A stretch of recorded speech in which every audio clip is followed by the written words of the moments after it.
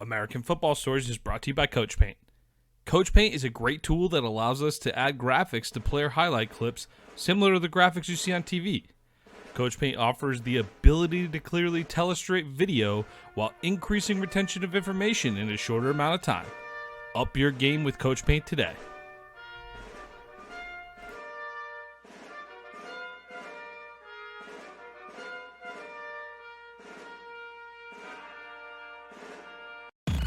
What time is it? Game time! It's gonna be special. They gonna talk about this forever. Welcome to American Football Stories. Puts his head down, crashes and spins, and dives. Touchdown! Bringing together the many perspectives that make up college football in the NFL. Football is one of the greatest sports ever invented. From players and coaches. Believe, baby, believe, baby. Hey, we playing to win right here, fellas. To the front office and scouts. The public is finally beginning to catch up, but they don't even know half the truth. Us against the world, let's get it. Your hosts, Robert Parker and Nick Knudsen, bring you American Football Stories.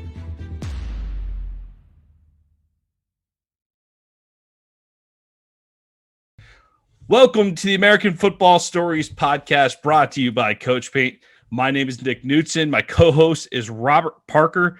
Today is April 20th, 2021, and joining us tonight is former Wesleyan Cardinals quarterback, writer, podcaster, film guru, Mark Schofield of USA Today Touchdown Wire. Mark, thanks for joining us tonight.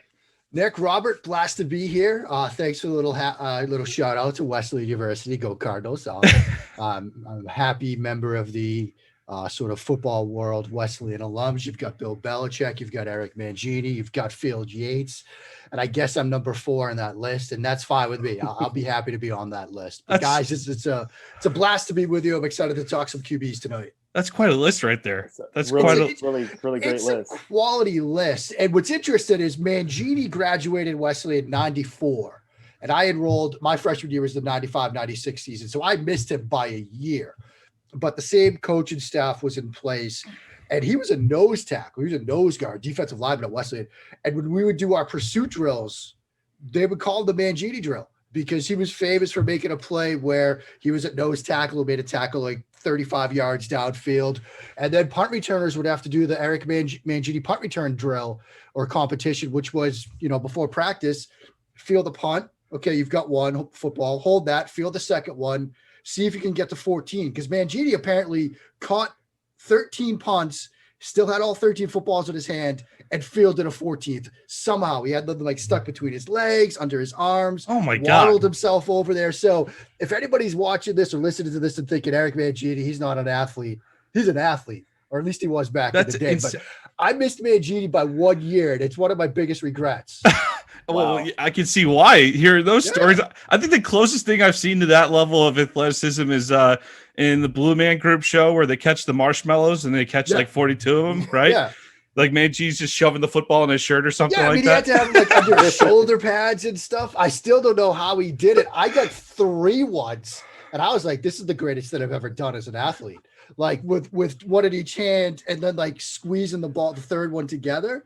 I was like, this is phenomenal. I can retire right now. And I probably should have given my college stats, but that's a story for another time. Did you know, guys, adjusted net yards per attempt can be negative? I didn't know that until I ran my own numbers, and apparently it could be negative. So in case anybody was wondering about that one, there you go. Wow. Yeah. I've heard you talk. I think I saw a PFF interview with you where you're like talking about getting a hold of your own game film, but you're kind of dreading it too at the same time.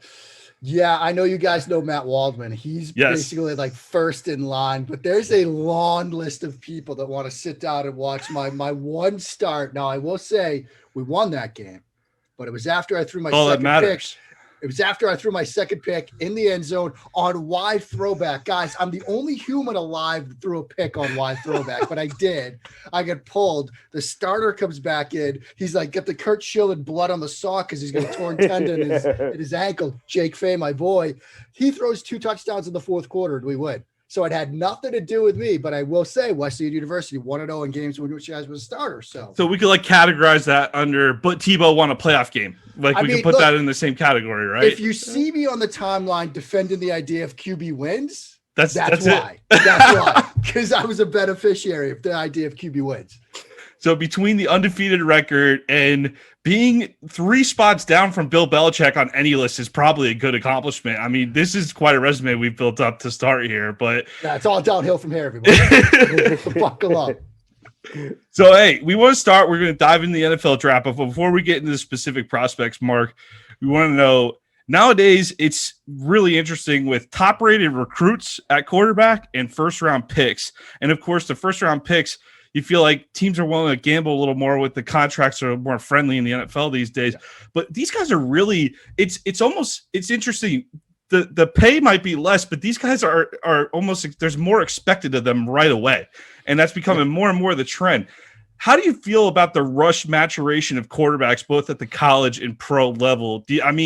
I think we've only seen the play of quarterbacks go up, and up, but it's also has to do with the game opening up. But do you feel like there's like some of these guys would really benefit if they could get that 2 to 3 year window to develop? Yeah, I mean, I'm still, I'm an old school guy. So the idea of the sort of 3-year developmental window does make a lot of sense to me. I do think that, you obviously have to get on the field and do it. Like there's no other way to learn the position than actually going out there and doing it. But I think some things can be learned through a slower process of seeing the field, whether it's, late in your rookie year or the Mahomes model of a start at the end of your rookie season, then you take over in year 2, because I do think that gives you an opportunity to sort of acclimate to life as a pro. I mean, for a lot of these guys, they're on their own for the first time. They're buying houses, buying condos, insurance, and dealing with life as an adult. It's a formative stage in their lives. And so to put the added stress of being an NFL quarterback out of the gate, some guys might not respond as well as others. I think that's just sort of part of human nature and growing up. But you're right, Nick, the economics of it are such that you're wasted a year. I mean, if you've got a cost-controlled quarterback on his rookie deal and he sits the entire first season, like you've wasted a year of him being cheap. Like your idea, the goal is to maximize that inexpensive window. So when you have to pay him the second contract, and it's going to be more than a rookie deal, you better hope he's good enough to go at that point. And so the economics are forcing teams' hands. What's helped these quarterbacks, though, is like you said, you sort of alluded to it. When I grew up, look, you're 9, you're 10, you're 11, you're playing quarterback in Pop Warner football. I'm turning the hand of the ball off like 45 times a game. Like we're not throwing it. Now kids are throwing the ball. 10, 11, 12-year-olds, they're throwing the ball all the time.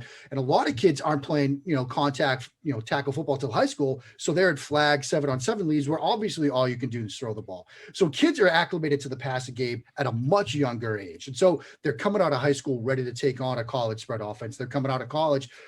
They've thrown it thousands of times. I mean, I saw Trey Lance's like high school and college attempts pop up on the timeline today, but that's outside the norm. That used to be the norm where you throw maybe a couple hundred times in high school, a couple hundred times in college. Now you probably do that over the course of like 2 weeks in high school, 2 weeks in college. You're throwing the ball all the time. So I think the kids that are coming out are more ready to take on the NFL passing game than in years past. And so I do think that although we sometimes seem like we're rushing them onto the field, I think for most of these guys, they're ready to go because they've been throwing the ball since they could walk almost. And that's great stuff right there, Mark. And with that being said, I'd just like to jump into the narrative of, the NFL being a passing league, in today's age. But in my personal opinion, I just really think it's, a completions league because just like you said, you can sit back there and you can throw the ball 50 times a game. But if you're not completing those targets, then, hey, you're going to have to start running that ball at one point. So with that being said, like as we go and talk about the NFL draft, which prospects do you feel are the most accurate with their ball placements, coming out this draft?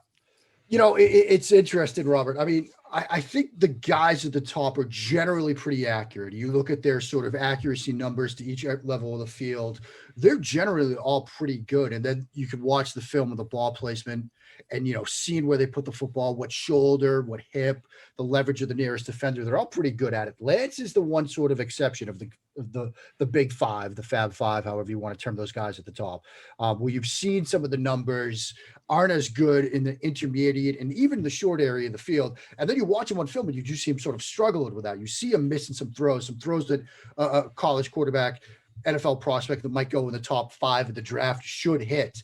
Now, I do think that while that's generally a cause for concern, accuracy, ball placement, guys, that's one of the things I think you have to have. Like, if you can't put the football where it needs to be when it needs to be there, you're going to struggle. And that's one of those things that might take some time to fix. Josh Allen has certainly done it, but it took him 3 years. And he might be sort of the unicorn of recent quarterbacks because he was like a sub 60% guy until last year. For the first time, he got above that number. Mark, is that accuracy or is that decision making? Because actually, that's one of my favorite things about. I watched particularly you did the Justin Fields at Indiana video where you broke down multiple times he could have taken. There was a dig route combined with a go route, and you multiple times he had that window to take the dig. But hey, I'm Justin Fields. I'm going to make that throw, and he goes for a deep. So with someone like Josh Allen, is that someone who's improving his accuracy, or is he just making better decisions? It's a great point, Nick, and I do think it's both, because I do think that with Lance, you see the arm slot that he's trying to clean up with the work that he's done with Quincy Avery, who's such a great quarterbacks coach, great quarterback mind. Absolutely think the world of Quincy. And you can see from what Lance looked like on film to then some of the 2 pro day videos that you've seen, because he's had the 2 pro days, some of the other stuff that he's done, you see the arm slot is much more consistent. The release point is much more consistent. So there is a mechanical sort of inconsistency with Lance that I think is getting cleaned up. And the other thing with Lance is I think he's also trying to get some feel for some of those routes. One of the plays that I always think of when you talk about Trey Lance from a ball placement standpoint, he had a seam route against, I think, Central Arkansas, maybe it was UC Davis, where he knows it's single high and he's trying to protect his guy. So he tries to put it back shoulder and he misses it. And you can see the thought process where he's like, look, I want to protect my guy. I got to feel how to fit that throw in there. And he just doesn't quite do it right. So I think, it's a mechanical thing. And it's an inconsistency thing in terms of reps and getting that feel for it. But with the decision-making process, it is a great point, Nick, because like with Fields and you've got that seam dig, which he missed a couple of times, Zach Wilson has had those opportunities as well, post dig and other stuff where he takes the tougher throws. That's going to be a process of what could I get away with against North Alabama in Wilson's case, or what did I get burned by Indiana in Fields' case? That's not going to work, obviously, in the NFL because the athletes will be even better. So those contested window throws against North Alabama, those are now not even open in the NFL. So you got to learn to take those other throws. And that's going to be part of the learning process for these guys. I think with Wilson and with Fields, they both truly trust their arms. And they think, look, I can put this throw anywhere it needs to be against any window. Very similar to Mahomes. Now, sometimes you're going to be able to get away with that in the NFL, not all the time. So that's one of those processes that these guys have to, sort of go through, which is, what can I do? What can I not do? How can I balance that aggression with taking care of the football? Now, I've always believed that it's easier to get guys to dial it back than it is to get them to suddenly be aggressive. So I think they're both in a good position to learn that going forward, but tying the decision-making to those accuracy numbers is a great point. And something all these quarterbacks going to do in their, next couple of years in the NFL. Well, and that's great that you brought that up, Mark. Sorry about that, Nick. Go ahead, Rob. Jump in real quick. And just talk about, dialing it back from a quarterback that, he has the physical tools and the traits to make all those throws. I mean, we've seen, we talk about the arm talent at the quarterback position, but sometimes that can be a gift and a curse. Just like you said, Mark, relying on your arm talent. We've seen Brett Favre, he's had, some of the best arm talent we've seen come through the NFL, but Brett Favre, prone to throw interceptions. And just like you said, Josh Allen, early in his career, he had that big arm and he will take those shots downfield and not kind of dial it back. But you kind of see that maturation process and that decision-making that Nick is talking about. So could you just go and talk about, that arm talent that, the people in the football community talk about from the quarterback level? Yeah, Robert, you're absolutely right. Arm talent, in particular, having that elite type of velocity is both a blessing and a curse for a young quarterback. I used to be more on the side of like arm talent. It's just sort of a threshold thing. As long as you've got enough arm, you're going to be fine. Having the extra stuff doesn't matter. I do think it helps you out in the sense that it gives you a bit more time in what I like to call that decision-making window, right? That like 5 seconds pre-snap and then post-snap where you have to make up your mind. Sports Info Solutions, for example, they did a great study a couple weeks ago. Mac Jones, Trevor Lawrence throwing the same dig route, same distance. Jones, if they release it at the same time, Lawrence's throw is going to get there a yard and a half before Jones's does. And so that yard and a half, that extra sort of half second in the pocket gives you more time to make up your mind, but you can't let it be a crutch. And you saw that early in Josh Allen's career where he would wait and just rely on his arm to bail him out rather than trying to speed up his thought process and get the ball out even quicker. Because, if Josh Allen's going to throw a 5 route, 18 back to 15, that comeback route along the sideline, and wait to let it fly, receiver can still jump it. If he throws that with his arm and anticipation, just imagine the separation the receiver is going to have. Now, you saw that this year. He gets Stephon Diggs to throw to, Cole Beasley, who's such a great slot receiver. Some of the other weapons they have, you start seeing him speed up his mind. Now he's making that throw with anticipation. It's impossible to cover.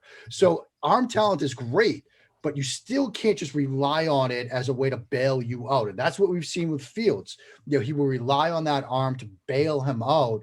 He's going to have to, learn to speed up, learn to throw that with anticipation. And he has done it, and he certainly can do it. And he's, the whole Justin Fields process and speed discussion, I think it's just insane because you see the strides he's made from year 1 to year 2 and the things that he could do on the football field. I'm not worried about him from that standpoint at all. I think he goes through reads and does all that stuff. All of these guys are going to have to get smarter and faster and quicker with their decisions. Doesn't matter. Mac Jones, everybody says he's the great processor, the smart guy. And while that all might be true, it's one thing against, Ole Miss on a Saturday night. It's another thing against, the New England Patriots on Sunday. Like the guys will be faster. The defenses will be faster. They'll be more complex. The windows will be tighter. You're going to have to get faster, even if you're the smart guy of the group. So all of these guys are going to have to get smarter and faster and quicker with their decisions. And, arm talent can help, but they just can't rely on that as a crutch because it will, in a sense, stunt their development in a way. Hey, I'm a Jaguars fan over here. I needed another reason to be excited about Trevor Lawrence. Urban Meyer talking about the zip on that ball, yard faster than Mac Jones. That's a great stat right there. Yeah. Info Solutions. Bryce Rossler, my boy at BT Rossler on Twitter. He did a great article on it. He's done some other stuff too. But yeah, I mean to check that out. That gives you sort of a glimpse of what arm talent can and can't do at the NFL level. Yep. Well, so because we know Trevor is going to Jacksonville and there's not much to discuss there, let's talk about the guys that are still, even if some of them are seemingly agreed upon. Let's go through the other likely first rounders here and start with Zach Wilson. And one of the things that I find frustrating about the NFL draft process, I understand the job is to look at these guys for who they are and point out the good with the bad. And that's it. But I loved this kid last fall. He was a blast to watch and everything, but because he got slotted at that 2 spot with the Jets, I almost resent it right now. And it's almost like, how is everyone in consensus that this guy's number 2? I don't see it as that on the board. I watched a lot of Justin Fields at Ohio State, happen to feel he's the second best on the board, but that's personal opinion. But do you think Wilson is going to go? Is he a better fit with the Jets because of scheme, or do you really think he's the second best QB in this class? He's my QB3. I feel it's QB2. But this is one of those classes, guys, that if you were to tell me, look, if you're going to tell me you've got Mac Jones 1, okay, fine. I can kind of see it. There are some things that he does well. Trey Lance, all these guys, I think they're all great prospects. But I've got Fields too. If it were me and I were in that Jets war room on draft night, I'm banging the table for Justin Fields. I think the reason why they have so many people in the draft media, people inside the NFL have Wilson slotted at 2 is partly that scheme component. Because if you look at Zach Wilson as a sophomore, he was an intriguing guy that maybe might be in the mix for a day 3 pick, right? Sort of in a way similar to Joe Burrow from 2 years ago. Not too many people. I liked Joe Burrow after his junior year. And even I was like, yeah, maybe he gets a Senior Bowl invite and gets himself a 3rd round pick. Nobody saw this coming. Same with Zach Wilson. He has this huge meteoric rise. And part of it is the system.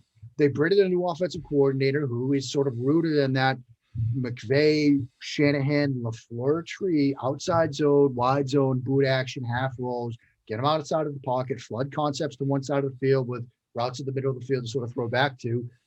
Look who the new offensive coordinator in New York is. I mean, it's a LaFleur brother. You expect them to be running that offense. And so when you see him take this huge leap in production from sophomore year or junior year in that kind of system, it's like, it makes sense. It's a scheme fit. There are certainly some things that he does very well. Arm talent. I think he's got a plus arm. I don't think he's the best arm of the five, but I think it's very good. Certainly athletic. He can certainly give you those off-platform, off-structure moments where if the pocket's collapsing or if he has to fit a throw or drop the arm slot or whatever, he can do it.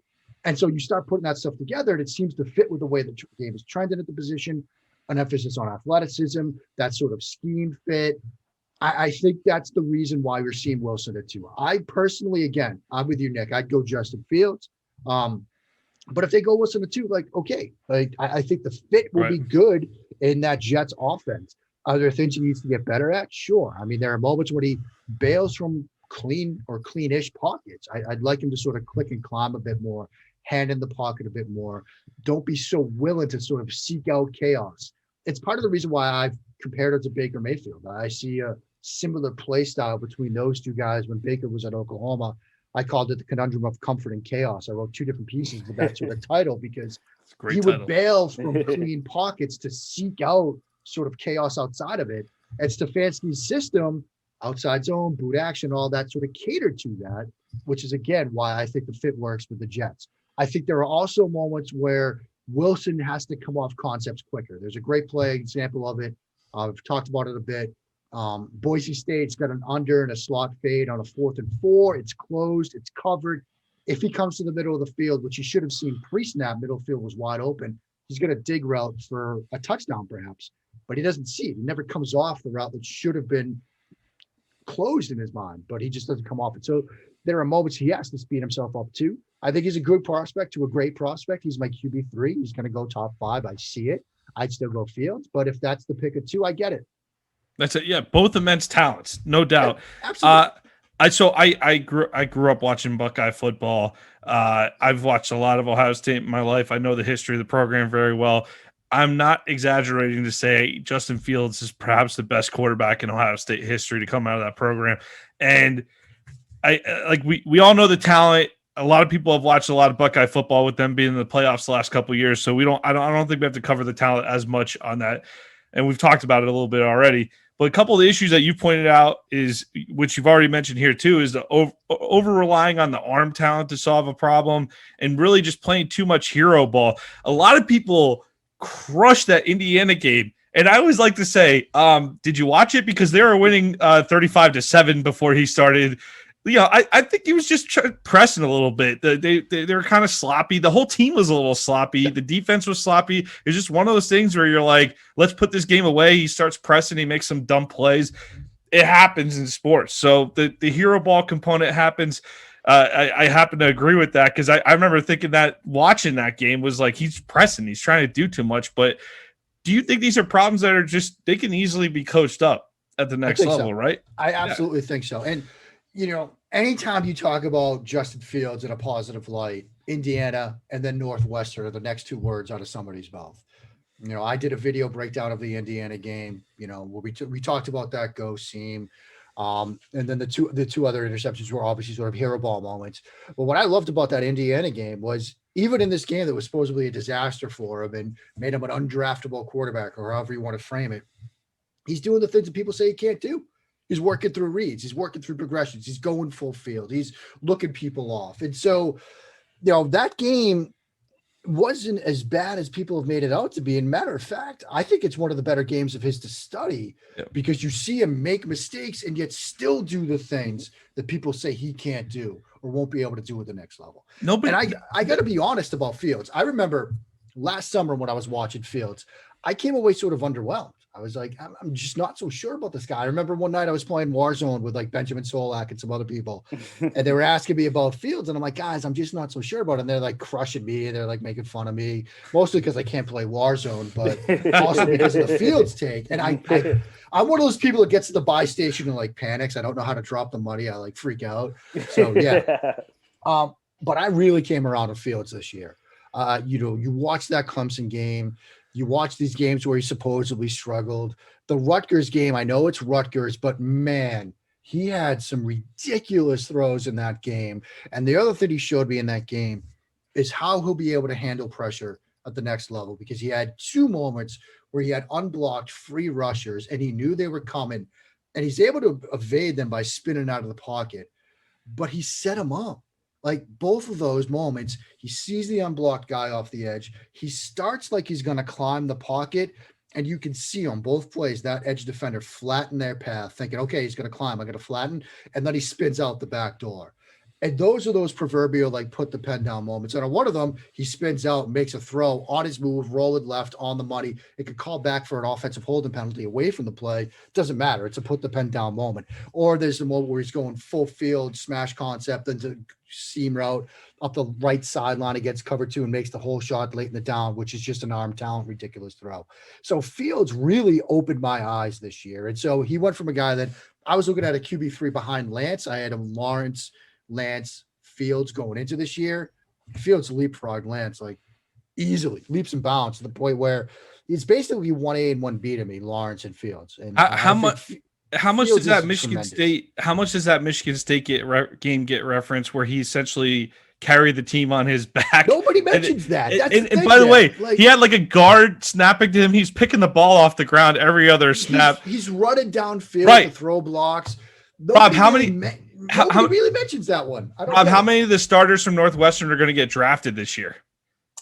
It's a Like few of those guys. 5? In that Northwestern defense. I mean, that's good They definitely defense. get They might drafted. have one of the top safeties in next year's draft. That's a great defense that gets overlooked nationally because it's Northwestern, but Pat Fitzgerald's got those guys playing. So, I mean, it wasn't Fields' best game, but then he turns around and has the Clemson game. So it's like, I don't know.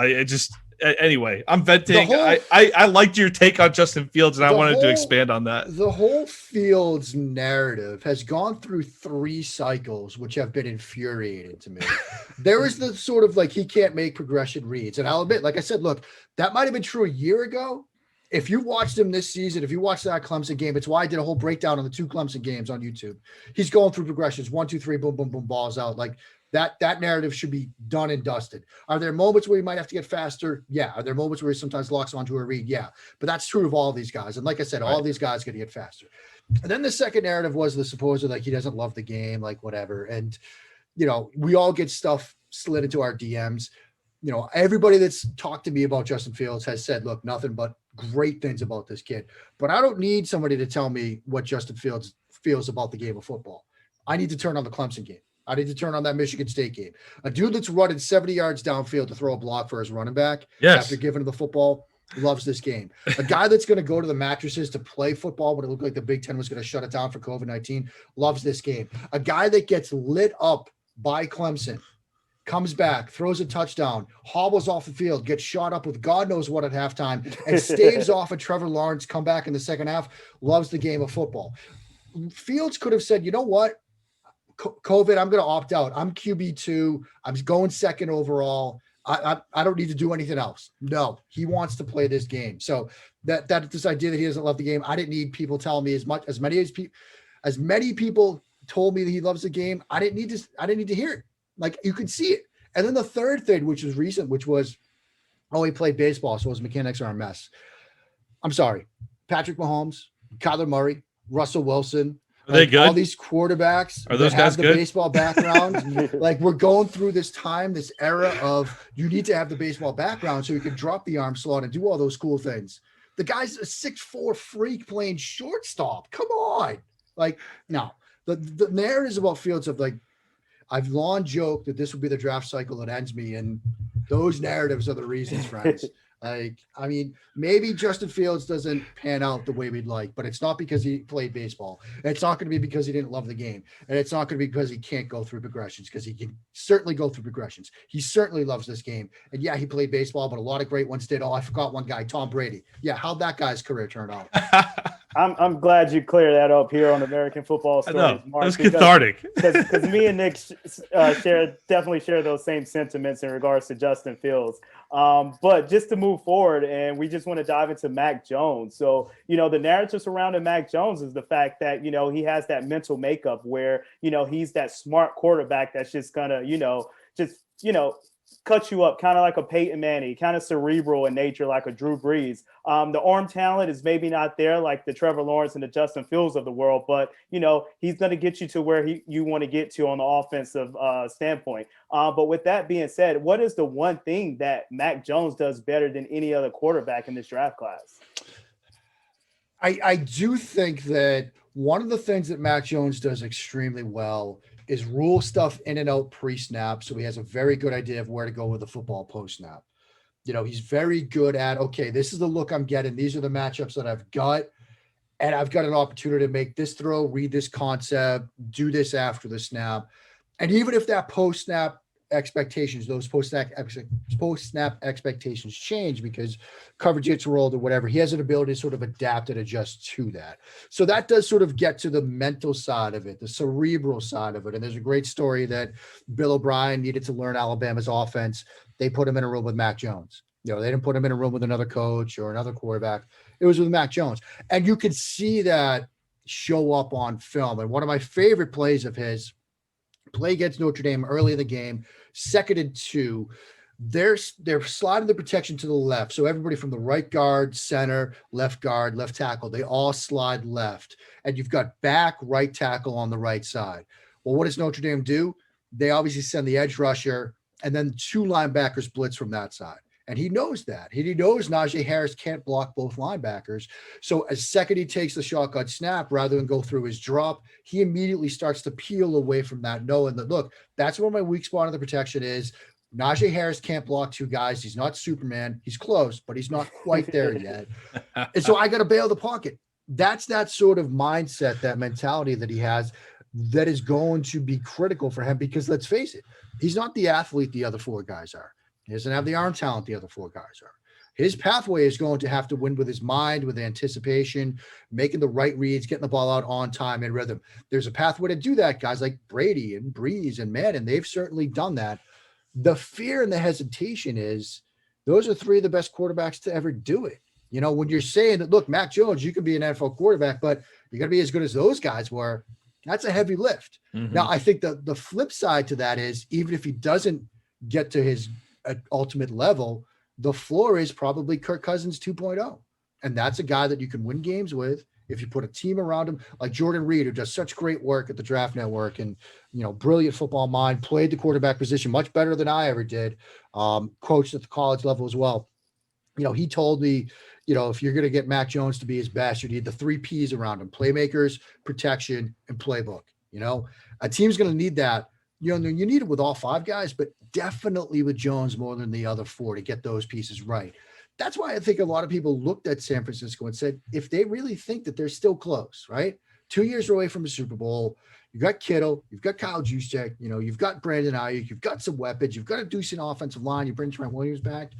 Maybe that's all you need is a guy that's a little bit better than Jimmy Garoppolo, and that's Mac Jones. Maybe that is what they're going to do.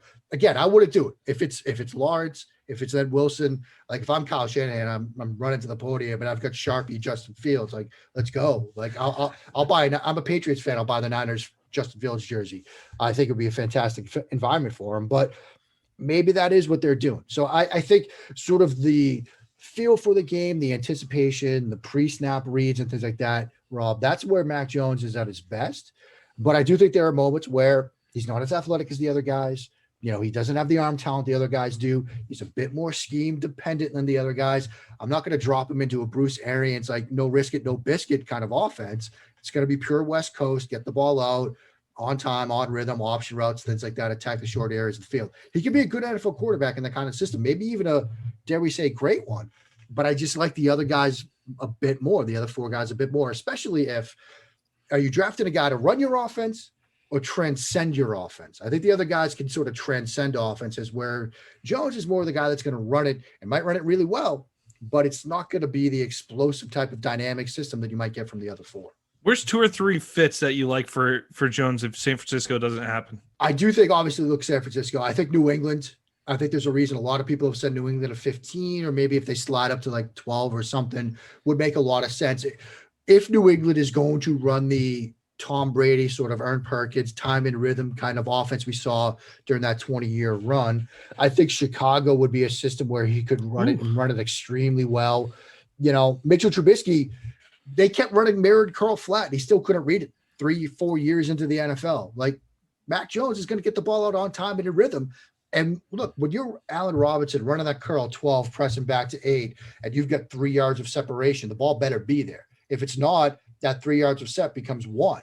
If there's one thing Mac Jones can do, it's to sort of make that anticipation throw so that 3 yards of separation at the break is like 2.5 at the catch point. And now Allen Robinson has a chance to make that 8-yard catch a 12-yard gain. But when 8-yard catch becomes a 7-yard gain because he can't move because the ball's late, that's going to hamstring that offense. So I think Chicago would be another good fit for Mac Jones. I think Matt Nagy, this is the kind of quarterback that he needs, somebody that can just run the offense and do it well. If Jones somehow slips past New England at 15, maybe Chicago goes and makes a move. A lot of people said he's Andy Dalton plus. Well, they just signed Andy Dalton. There you go. QB1. Yeah. Well, that's definitely an interesting take that you have there, Mark, on Mac Jones. My thing is that you just like you said, you have to have the 3 Ps around him. Yeah. And, if Mac Jones, gets drafted by San Francisco, could he set precedence of having teams, draft a player to fit their scheme more so than drafting the best player available on the board? Because we see that narrative, during the draft process year in and year out. Do you take the best available player on your board, or do you take the player that's going to fit your scheme the best? And right now, it really seems like Mac Jones is the best scheme fit for San Francisco. Just like you said, he's maybe an upgrade from Jimmy G. So do you think, Mac Jones, by getting selected with San Francisco, he can set that precedence moving forward, not only for himself, but for players coming in after him? I mean, guys, we all know it's a copycat league, right? And so say the San Francisco 49ers, they trade up, they draft Mac Jones at 3, and they make a run. Maybe they don't even win it, but they immediately make a run deep into the playoffs, maybe even get to Super Bowl, 55. Everybody's going to be like, give me my Mac Jones, right? Every NFL owner is going to walk into their coaching office, walk into the head coach's office and say, I want what they just did. We saw it with Sean McVay, right? Pretty much, if you coughed on Sean McVay after he got hired by the Rams, you were getting a head coaching interview. I'm just embarrassed. I didn't bump into him at the Senior Bowl one year. Maybe I'd be the head coach of the Chicago Bears right now. But we know it. It's a copycat league. If it works, people are going to say, who's the next Mac Jones, right? A couple of years ago, who's the next Joe Burrow? Who's the next draft riser? Maybe it was Zach Wilson this year. Who's the next Mitch Trubisky? Who's the next Patrick Mahomes? Who's the next Dak Prescott? We're always looking for the next. And so you're right, Rob, if he goes 3 and it works, teams are going to do it. Teams are going to say, just forget the overall talent. Who's the best fit? At the same time, that's what coaches should be doing. They should be looking at these guys and saying, look, can he run what we do? Or is he good enough that we might be a West Coast system, but this guy, Trevor Lawrence, has such a cannon and he's so talented. We'll restructure our offense around what he does. Forget this used to be the old square peg round hole syndrome we'd see with these coaches. They draft a quarterback and say he's tailor-made for a West Coast offense, but I'm Jason Garrett. I'm a Coryell disciple. We're going to be a vertical-based passing offense. It doesn't work, You've got to tailor your offense to what the guy you draft can do. Now, it's ideal if what you do and what he's already experienced at is one of the same. Wilson at 2, maybe Jones at 3. But if you're going to be drafted a quarterback, you better be willing to make your offense something he can run rather than forcing him to do something that you want to coach. It shouldn't work that way. Like, tailor your system to the guy, not force the guy into your system. Yes, and another quarterback that we're going to reference is Trey Lance. So, we mentioned Jimmy Garoppolo earlier, and outside of Carson Wentz and Joe Flacco, we've not seen too many FCS-level quarterbacks have major success in the NFL. But with that being said, is the speed of the game the primary reason drafted FCS quarterbacks have struggled in the NFL, or would you contribute to other factors? Because, I'm an SEC guy. Me and Nick, we're Florida Gators fans. So, you've had comments, from players from the SEC get drafted in NFL say, hey, it's not that much difference. More recently, we had Tua who actually said, hey, I thought the NFL will be a little bit harder than what it was. So is it the game speed for those level quarterbacks? I do think, guys, that game speed is certainly part of it. There's that whole level of competition, the jump from playing at the FCS level, which, there's good football there. But if you're Trey Lance, you're basically at the Alabama of the FCS level. Like your team's going to be better than most opponents each week. So there is that level of competition. There is that sort of play speed, game speed that's going to take some adjustments. I think, Wentz, Romo, Flacco, they've all had different levels of success, Garoppolo even. And so I don't think that people should be dissuaded from drafting quarterbacks from that level, but I do think you have to have measured expectations of what they can and can't do, perhaps early and out of the gate. Similar to the Jones discussion, I think San Francisco would also be a great fit for Trey Lance. If you look at the 21 personnel, fullback, tight end heavy offense that Shanahan was using the past couple of years, and then watch North Dakota State under Trey Lance, it's almost one of the same. I mean, you can go on coachtube.com and you can sort of see some of the videos that the NDSU offensive coordinator has put together, and he's breaking down Trey Lance film. You're $49.99. How we get the fullback and tight end involved in the passing game, and you see Trey Lance rolling out half boots, play action, 21 personnel, fullbacks open in the flat, check it down.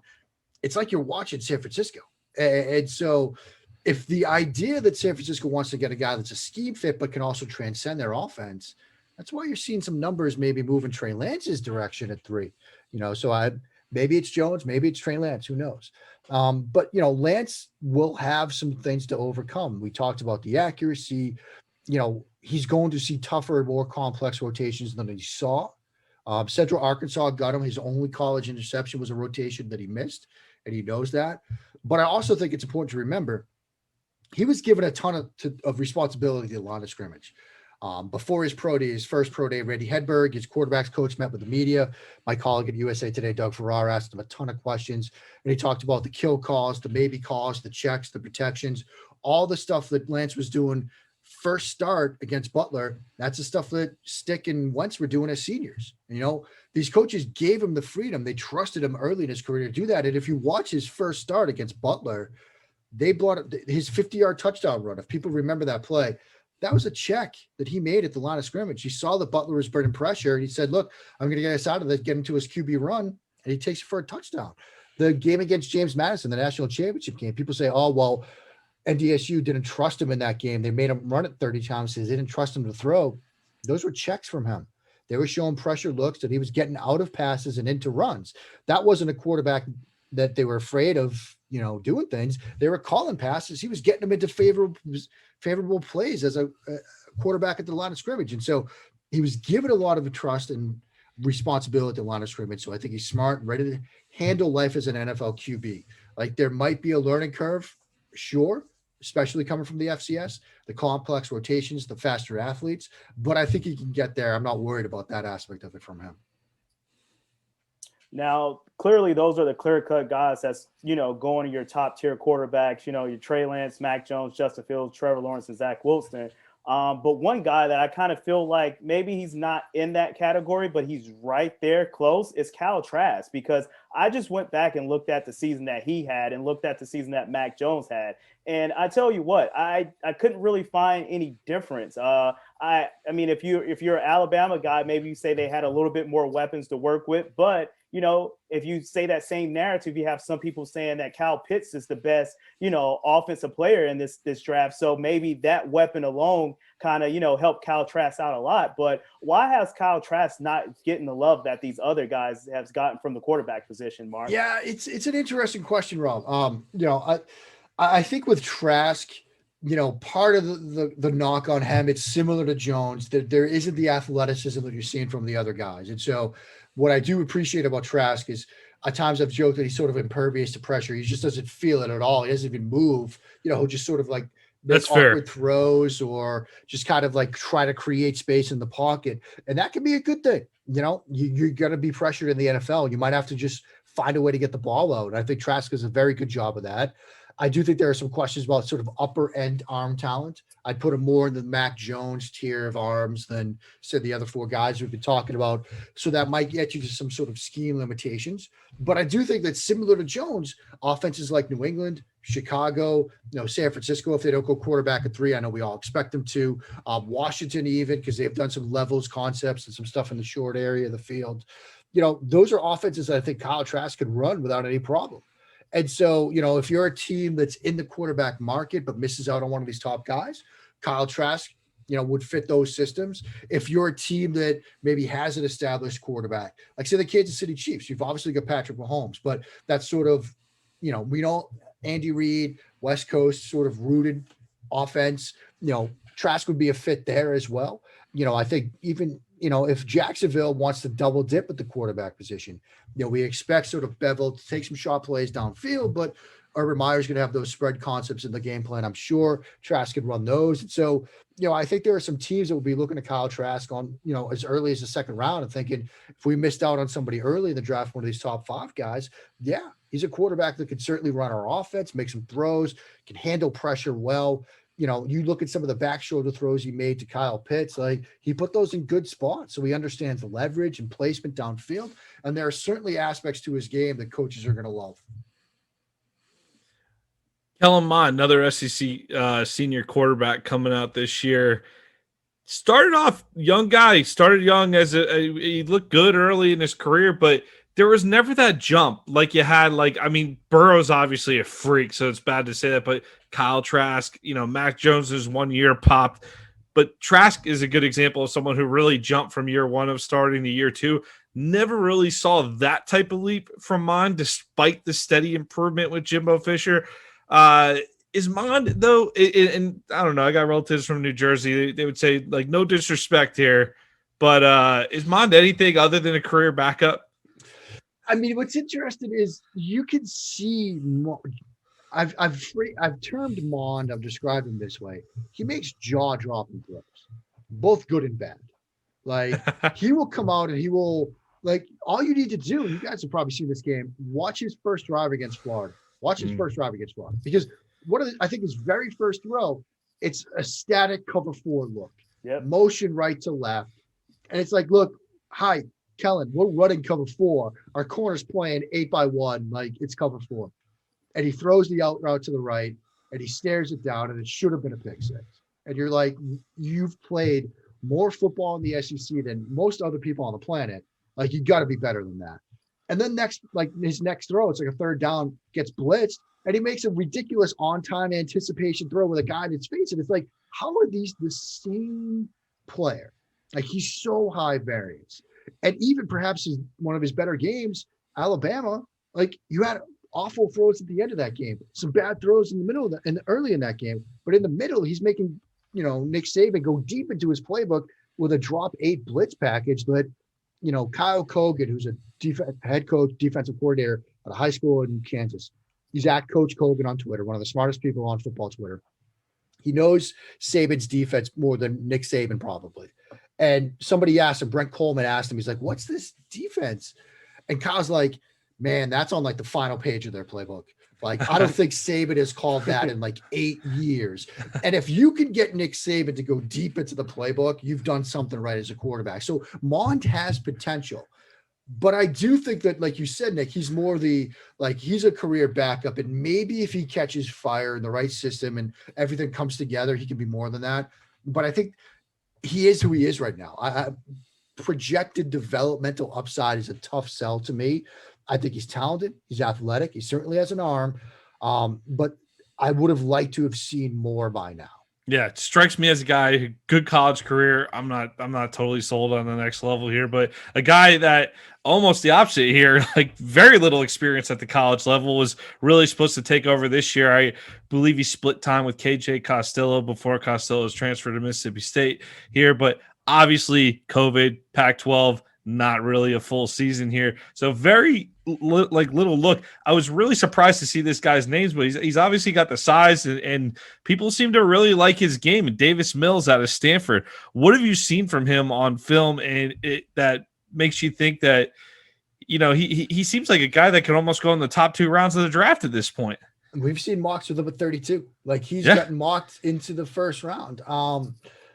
Mills is fascinating to me because I do think that he could have gone back, had a full year as a starter, and maybe he's in the first round discussion easily. next year. But he comes out, he's got an injury history. Like, he was banged up during his time at Stanford. He suffered an injury like on the opening drive of his championship game his senior year in high school. He missed the Army All-American game as a result. So he's got an injury past, but he ran a 4.6, I think 4.55 on his pro day. So he does have some athleticism. He throws well on the move.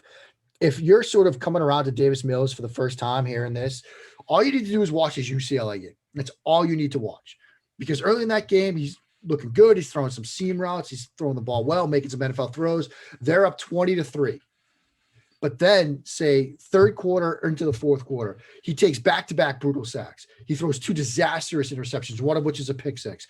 And in an instant, it's 34-20 UCLA. And you're thinking, this kid's going to pack it in, right? Like, I've seen everything. Like, he's going to fold. No, final 5 minutes, leads them on 2 scoring drives, including throwing a touchdown. They tie it, throws the game winner in overtime. And that checks one huge box for me, guys, that competitive toughness box. And, having missed on Dak Prescott, the reason why I missed on him was because I didn't have competitive toughness I didn't give it enough weight. I needed to give it more weight. And so the next year, I gave competitive toughness more weight in my own grading. Deshaun Watson was my QB1 as a result of it. And so, I learned my lessons from Dak. And so when I see a quarterback like Davis Mills in that game battle back the way he did, that checks a pretty big box for me. I still think he's like like Mond, more of a developmental guy. I'm not looking to him as others have. And I don't see he's obviously going to be a starter. No questions. I think he's going to need the right fit. I think he needs some developmental work, but that competitive toughness is a big part of it for me. He can make NFL throws. I do think, look, he gets fooled at times when that pre-snap look and that post-snap reality don't match up. Like, if they spend coverage on him, he's sort of vapor lock situation, to quote The Simpsons there. He'll need to get better at that. But there's some things to like about him. And if competitive toughness is a big box for you, as it is for me, you're going to like Davis Mills. That is lack of experience, though. Lack of experience makes me nervous. Definitely got to go somewhere where he could definitely sit and learn. Yeah, I mean, I'm not drafting him and saying, look, man, week 1, it's all you. Like, what about like Atlanta, like somewhere where we could sit behind Matt Ryan for another couple of years and be like perfect? We expect Atlanta isn't going to go QB at 4 now, because you're basically locked into 2 more years of Matt Ryan. So look, Kyle Pitts at 4 makes a ton of sense in my mind. Yeah. But then if you want to if the top of the 2nd round or the top of the 3rd round, you want to draft a quarterback that you've got a year or 2 to just work with, that would make sense, because you could see some Tannehill in Davis Mills, some athleticism, some of the throws that he can make. Give Arthur Smith 2 years to work with him. Maybe that's the play for Atlanta. I will admit here, maybe this is my Florida Gator doing a little UGA trolling with this question here, but Jamie Newman was all the rage last offseason, in preseason hype, tons of preseason hype. JT Daniels transfers there, obviously, too. But we've seen the Georgia quarterback room just kind of churn through some quarterbacks and not necessarily maximize their efficiencies, Justin Fields. But we saw them struggle at times last year going through these quarterbacks, and it's almost they do it to themselves. They're just very conservative in their nature with the play calling, and obviously Kirby's got incredible talent on the defensive side, and that's his style, and he wants to play a little more conservative. That's fine. But I almost want to think, did Jamie Newman actually maybe help his stock a little bit sitting out last year? You hear a lot of these guys maybe it hurt their stock to some extent. A lot of them are working out really well, but if Jamie Newman would have played and taken 3 games to figure it out and then maybe had a mediocre season at Georgia, is that better than opting out last year? It's kind of a stupid question, but it's just more of a curiosity. Fascinating to ponder, Nick, because I would have loved to have seen him play at the SEC level. Yeah. And even if he takes a couple of games to figure it out, we knew the Burrow hype was real when he went in to Tuscaloosa and beat Alabama. And so say, Georgia doesn't beat Alabama. Alabama was great this year. But if Newman sort of hangs with Mac Jones, then you could see, okay, round 2 buzz is certainly in play. And maybe if he goes down to Mobile and has a great Senior Bowl, he has the similar jump that we saw from Mac Jones, because Mac Jones was a day 2 guy until the Wednesday of Senior Bowl practice. I wasn't down there this year because of COVID, but I watched the film, talking to people after that Wednesday practice. The switch flipped. The Senior Bowl, the Tuesday is the baseline day. The Wednesday is what can they do from day 2 to day day one to day two. Jones looked pedestrian day one. Newman was perhaps the best quarterback of the bunch on day one. But day two was all about Mac Jones. And everybody was like, man, the kid figured it out. He's coachable. That's when the round one buzz began.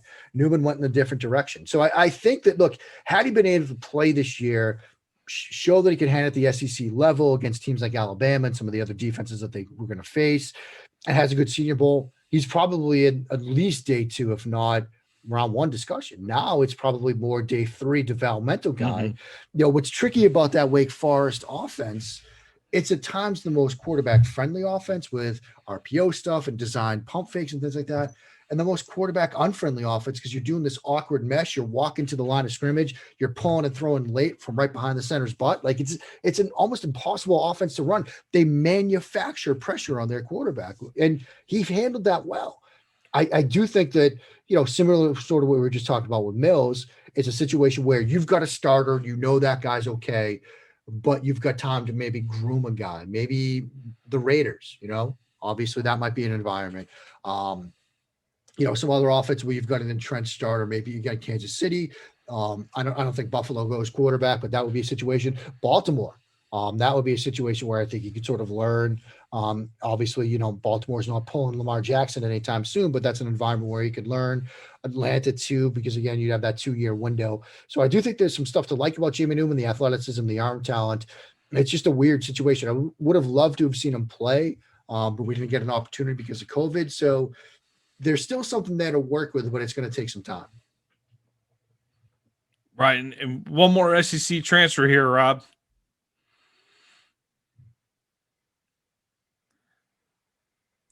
Yeah, Mark, I tell you what, this is one guy that has a lot of SEC experience in Felipe Franks.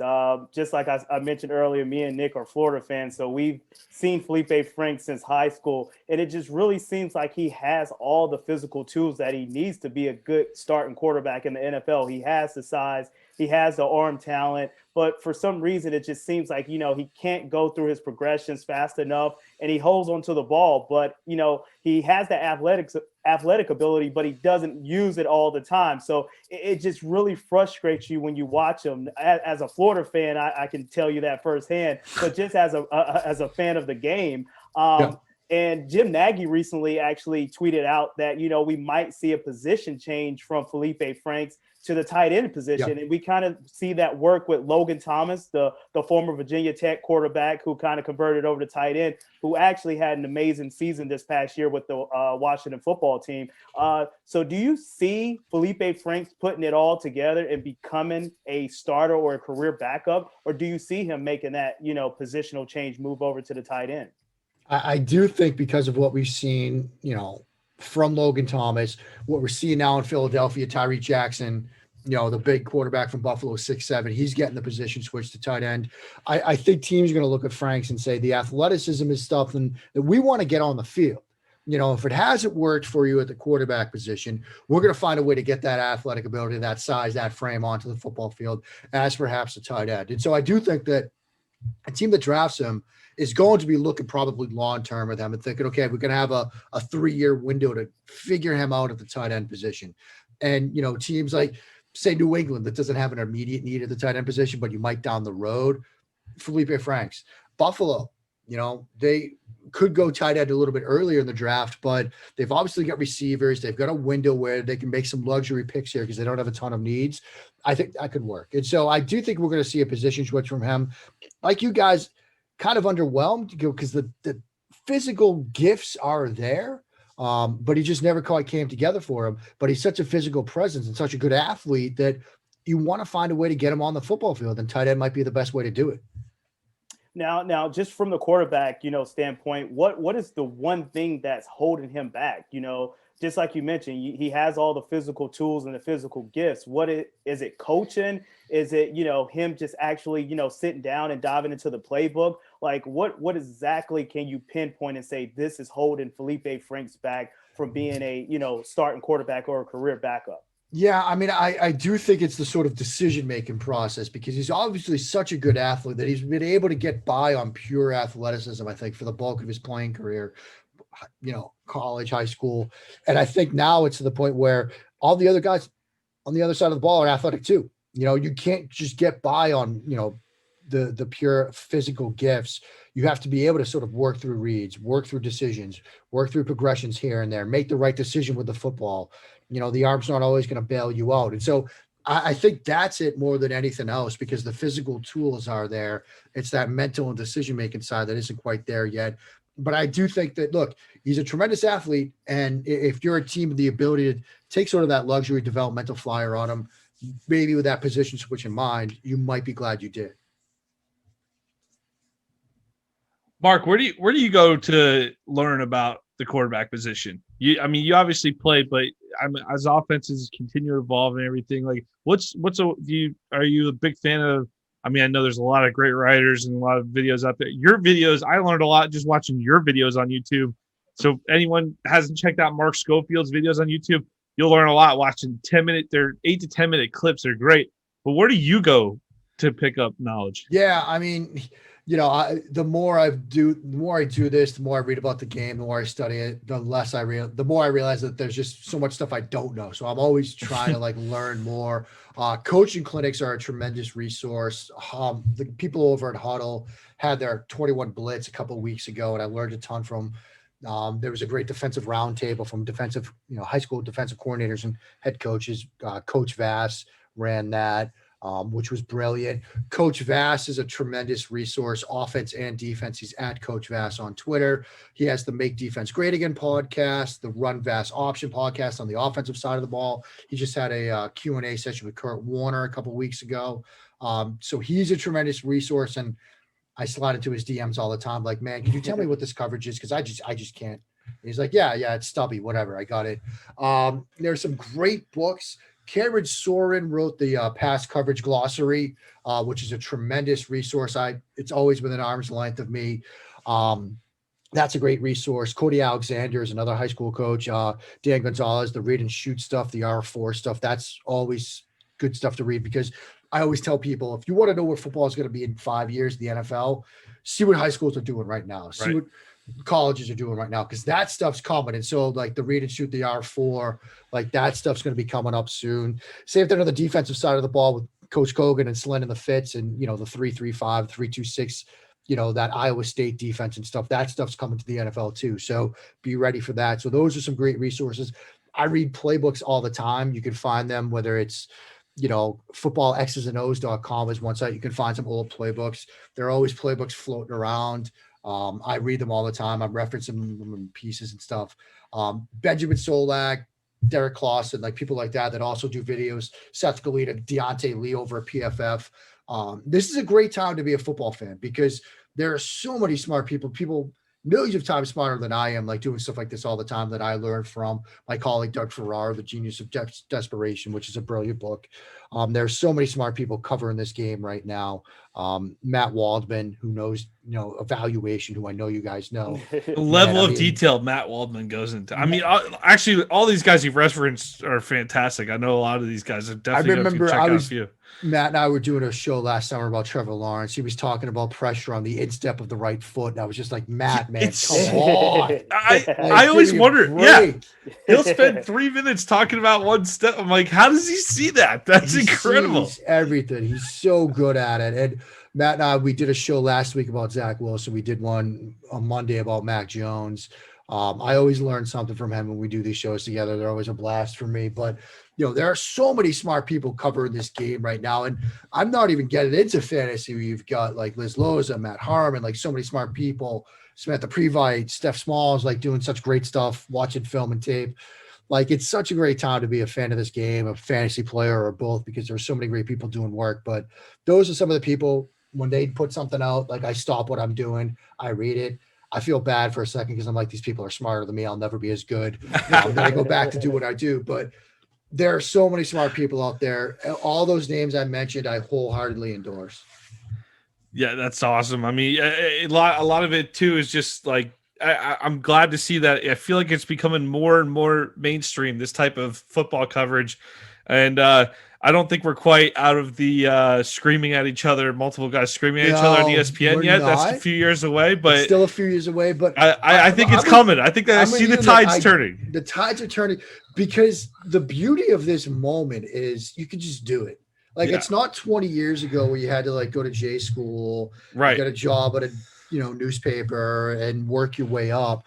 You could just start a podcast. You could put videos up on YouTube. Like you could put clips up on Twitter. And if the content is good, people are going to find it. And people want that. Yep. I was a lawyer for 10 years, and every Monday morning I drag myself into the office and read Peter King's Monday Morning Quarterback. And then I'd want to read X's and O stuff, but there wasn't a lot of it out there. And so I'm always, whenever I write something, I'm envisioning that man, that woman in the office on Monday morning who wants to learn about the game, who she's like wondering like, look, that was cover 3. Like, why did he make that throw? It was a bad read. And she's like, oh yeah, now I understand it. I guess I can see what he was thinking there. Like that's the kind of fan that I'm trying to like reach out to with what I do. And but one of the things you're good at is like you talk about the level of intelligence of a lot of people. Sometimes people will put out brilliant videos, but it's almost like you got to know a lot to understand it.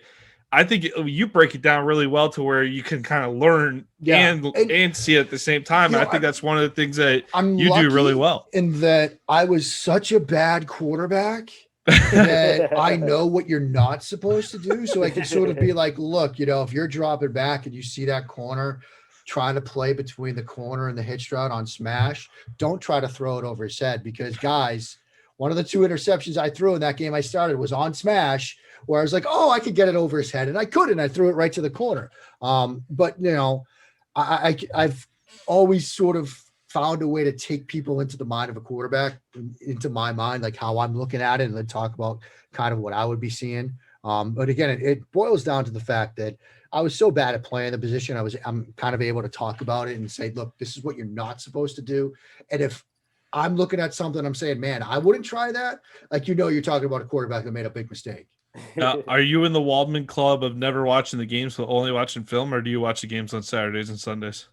I will watch big ones like LSU, Alabama. Like I'll throw that up on the projector screen. The college championship games and stuff. I'll throw those up, especially if like when ESPN does the like full like package, you can watch the live all 22 like that. I live for that stuff. I am Patriots fan, as you can see over the shoulder there. So I will watch New England games. Do my Patriots podcast after those games. So those games I'll watch live. But the best part of my job is Monday morning. I come downstairs into my office and I turn on all 22 and just start watching quarterbacks.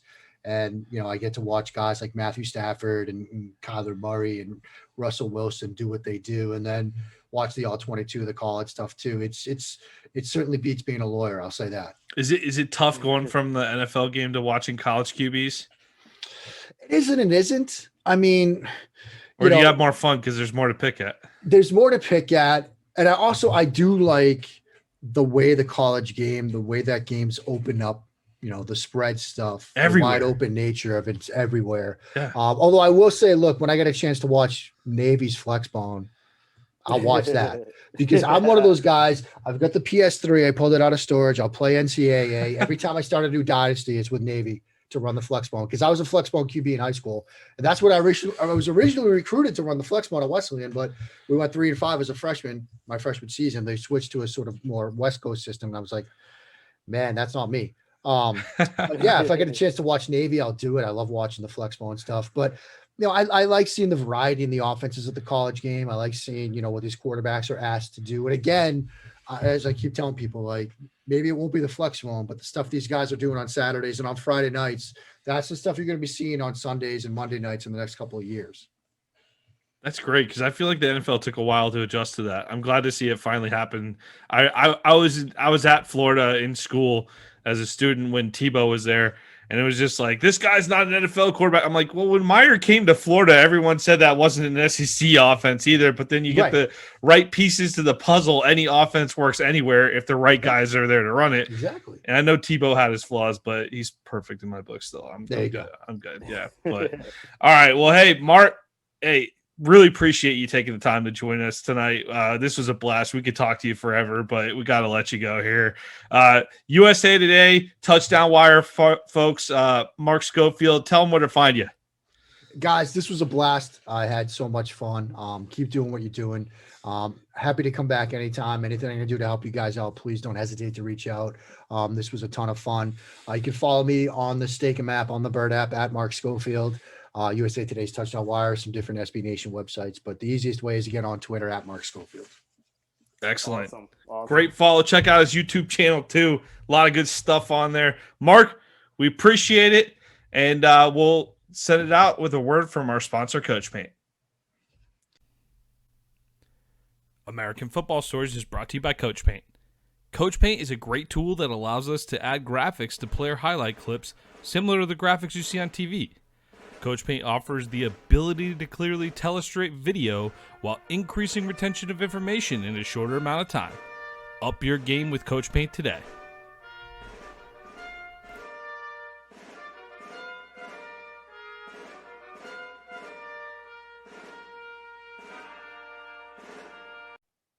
Thank you for listening to American Football Stories podcast. Please subscribe to our YouTube channel, American Football Stories. We are working to grow our network on YouTube and we'd love to have you subscribe. You can find us also on Apple Podcasts, on Twitter at American FB Story, and on our website, AmericanFootballStories.com. I am Robert Parker. My co-host is Nick Knudsen. This has been another episode of American Football Stories.